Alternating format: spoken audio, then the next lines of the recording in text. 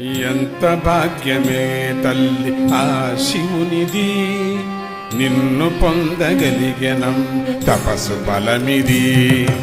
ఎంత భాగ్యమే తల్లి ఆ శివునిది, నిన్ను పొందగలిగెనం తపస్సు ఫలమిది. తపస్సు ఫలమిది, తపస్సు ఫలమిది, తపస్సు ఫలమిది.